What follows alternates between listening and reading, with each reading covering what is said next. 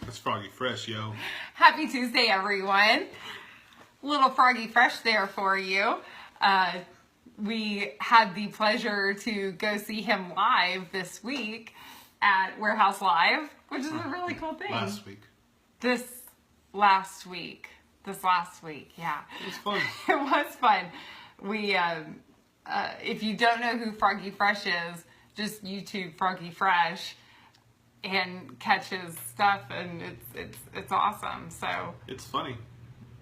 And if you're not in the Houston area, then he may be actually catching you somewhere on his live tour, so you should check it out. How are you today? Great. It's awesome. We promised you that Quentin was going to smile this entire time tonight. I wonder if he can do it. No, I cannot. Can we at least try? No, I can't try. Come on. Okay, give the people what they want. Okay, so happy Tuesday, everyone. We are coming to you tonight, and we are talking about not hitting the table. Not hitting the table.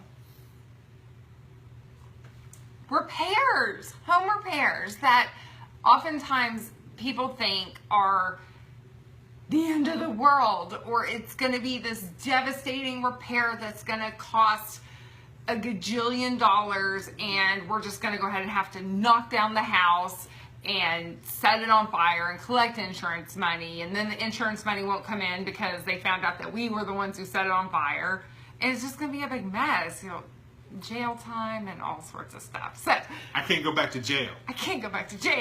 So in order to prevent all of that from happening, we're actually going to talk about a few repairs today that oftentimes either home buyers, potential home buyers, or just homeowners in general, things that keep people from, or just make people nervous. So, and some people may even freak them out completely. So, I guess one of the biggest ones that is probably one of the most common things, one of the more common things, especially here on the Gulf Coast in Texas, is foundation. Mm-hmm. It's not the end of the world. Foundation repairs. It's not the end of the world. There are so many reputable companies that you don't see advertised on TV that are much more affordable and very reputable.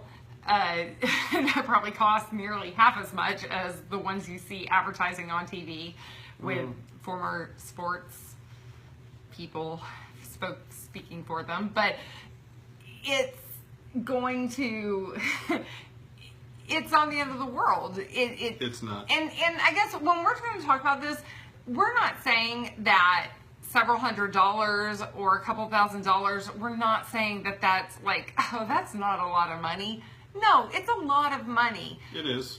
But it's just not that your house is still okay. It's nothing to just completely freak out about. So another one, especially, again, Southeast Texas, mold and termites. Yeah, especially termites. I mean, I would say out of this list, termites are probably the easiest because you could probably, and well, I don't know. It's cheapest. Yeah, and it depends how early you catch it. Yeah. Our boss always says if, it's not a matter of if you get termites, it's just when. It's very common in this area. So just treat for it, preventative treatment. And then if they do find an infestation, get it treated, get it taken care of, and then just be on it. I mean, that's just everything. That's part of the responsibility of owning a house, is just being on top of stuff, because it's stuff. Stuff breaks. Stuff will go down. Stuff will all eventually be destroyed. But one of the things... During the end of the world. During the end of the world. But no, one of the things... that we were talking about earlier was, I saw a documentary a few years ago about a guy that was driving his Ford Mustang that he bought in 1966, still to this day, and he's got like over 3 million miles on the sucker, and he just keeps maintaining it, keeps fixing stuff. When stuff breaks, he fixes. I mean, it's pretty much over time, just because he's maintained it, it's pretty much a new car. probably a few times over. Yeah. But at the same time, if you maintain things, it can last a very, very long time. Yeah. Do you think oftentimes homeowners have the perception, though, that the newer something is, the less likely it's going to break? Wrong. Yeah. Very, very wrong. We've had clients that have bought new construction where they find issues all the time, or stuff breaks, a pipe will bust, or something. You never know. There's always something, and nobody is impervious to it. Right. I mean, obviously, the better the builder and the better the crews that they hire and all that stuff, the better the materials they use, the longer it should last and the better it should be. But it's still, stuff's going to break. Mm-hmm. It's stuff. That's what stuff does. Bob Soika says, so can I fix my grass so I don't have to mow? You could tear it up and put that fake stuff down. Ooh, yeah. That would look great, and your HOA will love it. Well, no, that stuff that's up, they use it in North Texas a lot, where it looks real, feels real. I think you meant like AstroTurf. No, you could have no, a rock yard. Like they do okay. in New Mexico and Arizona. Rocks. Mm-hmm. Okay. Anyway, we've got... I saw an interesting discussion today online regarding an article that was written by Kara Amir in Inman News. It's 8 things home sellers risk when they sell without a real estate agent. And there were people going back and forth, just talking about different things. And she brings up some very good points, just things that you need to weigh for yourself to see if it's worth doing a for sale by owner. Because while selling your home yourself may seem, I don't know, like a good idea, but there are some risks that a realtor can help you avoid, because sometimes, I mean, what seems cheaper isn't necessarily cheaper. Can hurt you maybe in the long run. Yes, and one of the things that she brings up is knowledge. Do you have the knowledge? Well, basically, because what you don't know can, in fact, hurt you. Mm-hmm. We actually had a couple of buyers that purchased a home from a for sale by owner. Everything got agreed upon on all the forms and contracts, and there's going smooth. There's this one form called the HOA addendum that discusses who's going to pay for transfer fees and all sorts of things associated with HOAs, which we discussed before. and it was in favor and filled out in favor of our buyers. So as the sale progressed, the seller realized that a month later that they were going to have to pay about $500 or $600 for some of these fees, and they called us very unhappy about having to pay for those fees and almost accusing me blaming us why we made them pay their fees. And the contract was filled out. Obviously, we want it filled out in favor of our buyers. So it's who's watching your back, basically. And not to say we're doing anything deceptive, like, we got one past you. No, we got something in favor of our client. And legitimately, I remember, because I filled that form out. Yeah. And legitimately, it was just like, well, I'm going to ask and see. Ask not, have not. Right. And I was like, well, great. I mean, sweet. One of the parties is going to have to pay for it. Yeah. But it's just, what's your knowledge? Because that one little tiny check mark cost this person $500-600. So who's watching your back and is knowledgeable about contracts and forms and negotiations? So yep.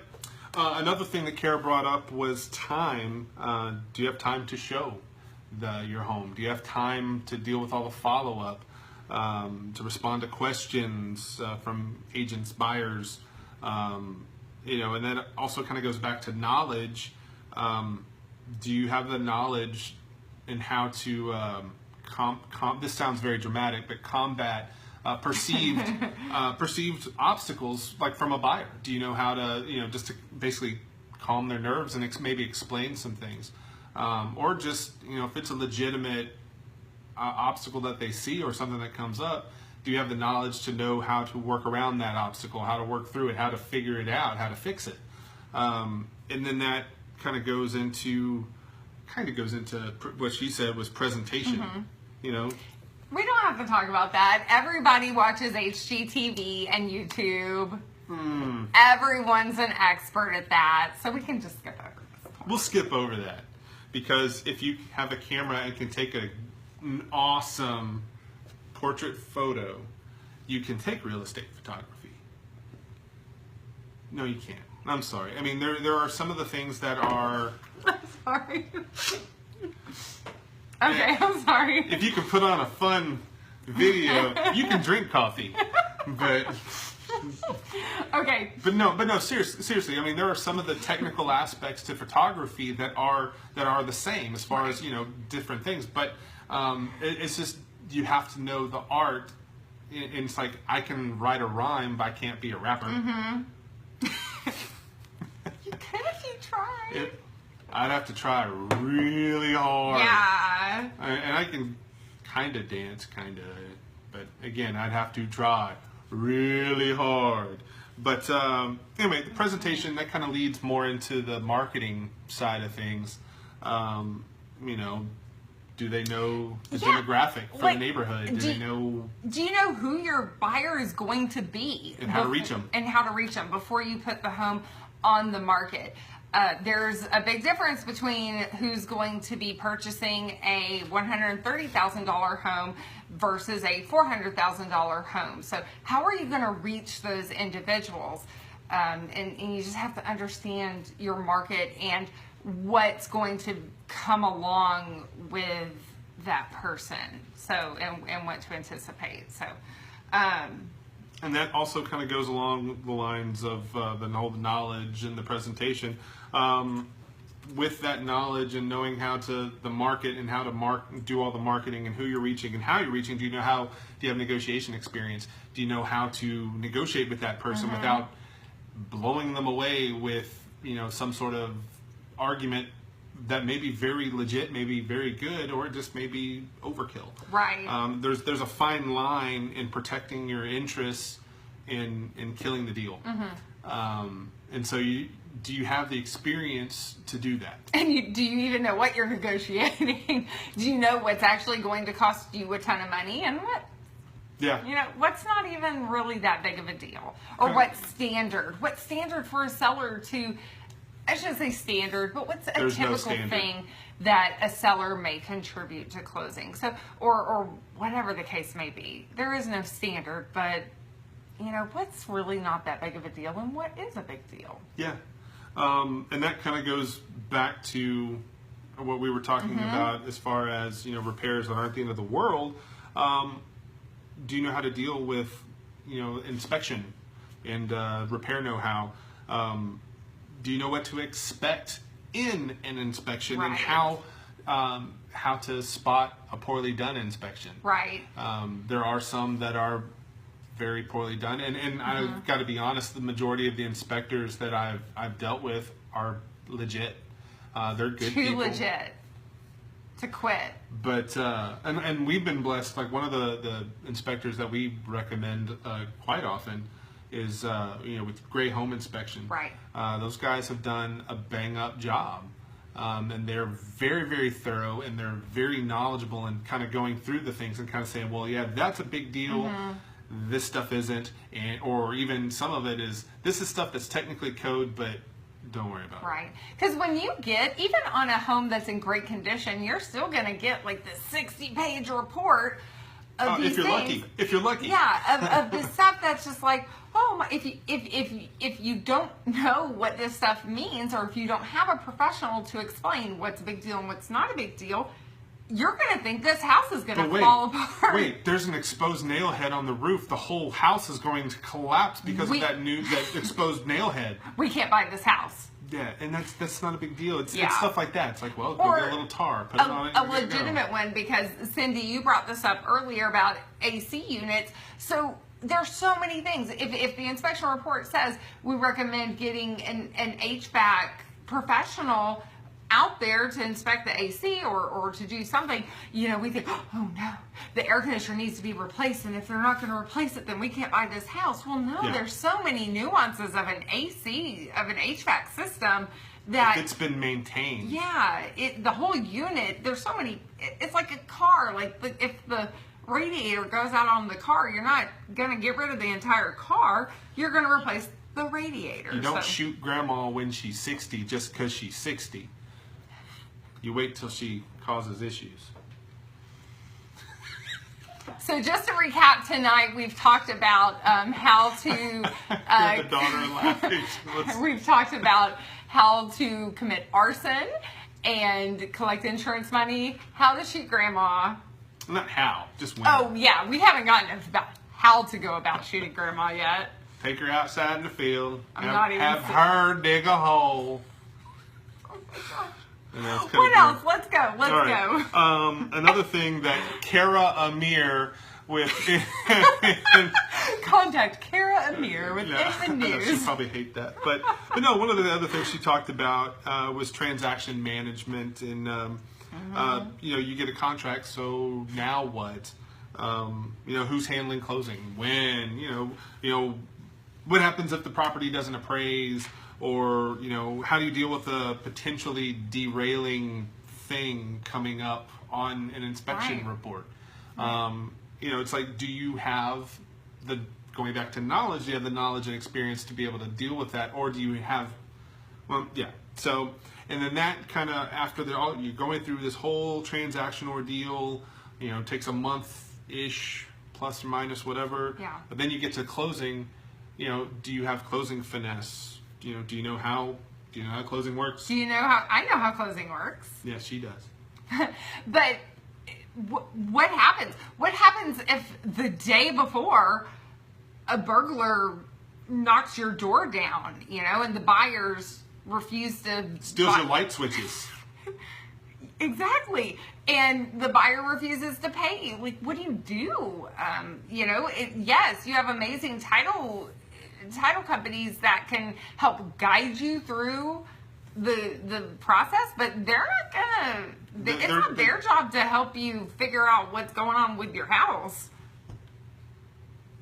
A lot of them do. They try, but it's not their job. Yeah, I mean, fine. Okay, well, I'm starting to get snarky. Yes. Sorry. And violent to the table. I am. Sorry. But no, I mean there's things that happen at close, and there's things that need to be taken care of. How do you take care of it? If something breaks, like you were saying, or something goes missing, gets stolen, or whatever. And that kind of goes back to the knowledge, and then even going back to repairs, because the other thing is in Texas, the state law is that once you're under contract, if a repair has to be made or something breaks or repair is requested, whatever repairs have to be done, if there is a license for that particular type of repair that needs to be done, like an HVAC or plumbing or something, those repairs have to be made by a licensed individual. Mm-hmm. So, I mean, it's just kind of, do you have those connections with those licensed people, with those licensed trades people they're a lifesaver. They really are. Right. So it just kind of, these are all different things that you just need to, if you're considering, doing a for sale by owner, there's things that you need to take into consideration. Is this something that you can do? If you can, God bless you, go for it. But I mean, it's just one of those things, if you don't feel comfortable, or if you just, even if you do feel comfortable, it may not necessarily be a wise idea, like going to court without an attorney. Right. But it's just, these are real things that you need to take in consideration. Take into consideration just to kind of figure out if this is something you want to do. Yeah. Because like I said earlier, sometimes cheaper does not actually end up being cheaper. Right. Because if you have to constantly try to fix or repair something over and over, you're going to be spending money when it could have been done right the first time. Right. And there's lots of statistics that you can look up, but on average, a for sale by owner sells for way less than the regular market price, which ends up, the money you saved in commission, you just sort of threw it away anyway. So. That, and winds up doing a lot more repairs or giving away a lot of things. Whether it's things that winds up costing the seller more. So Yeah. So Bob asked if we had insurance on this table. So I'm actually going to segue to the next thing because I'm excited because. Well, hang on before you segue. Okay. We also do you have errors and omissions insurance to cover possible mistakes with your sale. Yeah. It's another thing. See, we have this wonderful insurance that if we screw up, I'm going to say when, because if we screw up, we don't like to screw up because we take our job very seriously and take our education very seriously and to make sure that we do a great job. But if we screw up, we have insurance to cover our butts. If you're selling your own home and you screw up, Could have some issues. Okay, so back to the table insurance. No, we don't have table insurance. But the wonderful, I'm about to refinish this table because we just painted some things on our house. Very fun. This wall back here, which is like, it's this beautiful chocolate brown wall and the whiteboard's going to go over it and it's so beautiful. Okay, so my table, we're going to refinish it. It's going to look beautiful. I'll post before and after pictures. But I'm hoping she watches a lot of YouTube. And HGTV, to be honest. So to segue too, we talk a lot about like knocking HGTV and stuff because, people watch it and think they're professionals. And the cool thing is, it's really awesome, especially for style and design. We had someone ask, Sharon asked us last week about going and seeing one of the HGTV designers at a local seminar and if it was worth the money. When it comes to design ideas and things like that, absolutely. If it has to do more with real estate investment or the market conditions, I would be a little more cautious just because on a national scale, the Houston market and the Southeast Texas market is a little different than what's happening on the national scale. And by different, I mean a little better. So I would be cautious if you're going to see somebody about real estate investment or market conditions. I would prefer to go see a local expert speak on the matter rather than a national personality. Now, with HGTV, like I said, the great things are about getting design ideas and being inspired to do things like that. Go. So, they do great work. To be honest, they've actually started a lot of trends can be kind of traced to them and just kind of how things have been molded in a lot of design things. It can go towards a lot of those designers on HGTV or shows like that and TV, and channels like that. So it's definitely worth. If it's a design thing, a lot of these people, they're pros at design, and you can hear them, kind of talk about their pro things, that their professional types of level of design stuff. Yeah, go for it. Right, definitely. Where we get a little trouble in HGTV is, especially the flipping homes and things like that, the concept that, okay, I watched HGTV, so I know how to go and buy a home for $100,000 and 2 days later sell it for $1 million. That's great. That's not reality. Those things don't happen, and a lot of those flipping shows, first of all, those people have been doing it for years, and they have companies built up underneath them to minimize their cost also. But so when you start getting into like, hey, this is how you can make more money on real estate, get to a local expert. Don't think you can make millions of dollars by watching a 30-minute program. Yeah, absolutely. Don't do that. Absolutely. Yeah. So,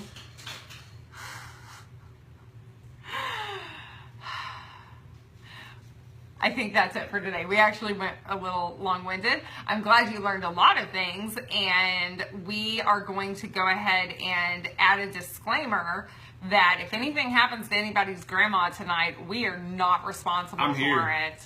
We've been here. Our kids will lie for us. So no, tell the truth. Tell the truth for us. Our kids will tell the truth for us. Awesome. We're going to see you next Tuesday, guys. If you have any questions in the meantime, make sure to email us at info@thenationofrockwell.com. We'd love to address them on our next broadcast next Tuesday night at 9 p.m. here on Facebook Live. You're beautiful. Don't change a thing. Stop hitting the table. I got to end the broadcast. Just don't hit the table. Don't hit the phone. No, no, no.